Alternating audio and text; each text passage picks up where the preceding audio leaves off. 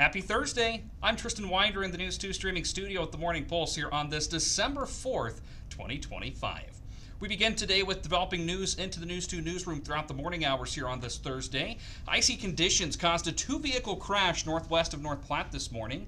The accident happened about 8 miles west of Highway 97, according to the Lincoln County Sheriff's Office. Sergeant Derek Hanna said that a Jeep was southbound on Highway 97 and tried to negotiate a turn when the driver lost control and collided with a northbound truck pulling a trailer. The two vehicles collided in the middle of the roadway, sending both vehicles into the ditch.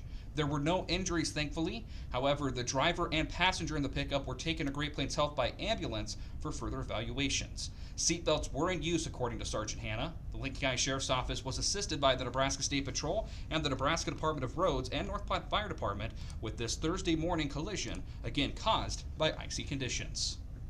A separate two-vehicle crash occurred around 8 Central in North Platte this morning at the intersection of Dewey and East Leota. A white Chevy Malibu rear-ended a silver Mercury in the rightmost lane of Dewey next to Harvest Christian Church. The North Platte Police Department responded with over 5 squad cars and an ambulance. Both drivers were still in their vehicles when law enforcement arrived.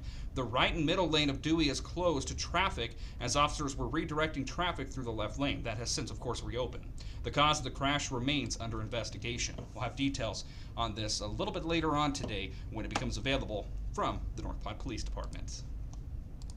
In other news out of the community of North Platte, the North Platte City Council tabled a conditional use permit for the proposed solar development during this week's meeting, putting the project on hold. The solar development is planned for southern North Platte along East State Farm Road and Victorian Lane. The decision to table from the council also reflects careful consideration city leaders are taking to new developments, particularly those involving renewable energy. You think about all the little things like decommissioning and insurance, and that I worry that we can effectively catch that with a few conditions and a conditional use permit versus having a development agreement.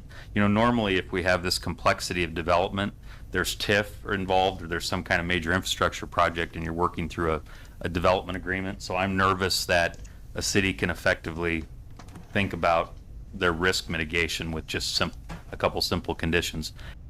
That's Ward 2 Councilman Ty Lucas. Lastly today, Huskers running back Emmett Johnson received a major postseason honor from the Big Ten. He was named the conference's top running back. Johnson was awarded the Big Ten Running Back of the Year award after his historic junior campaign for the Big Red. He finished the season top 5 nationally in rushing yards from scrimmage, rushing yards, and receptions by a running back. He also had the first Huskers 1,000-yard season since Amir Abdullah back in 2018.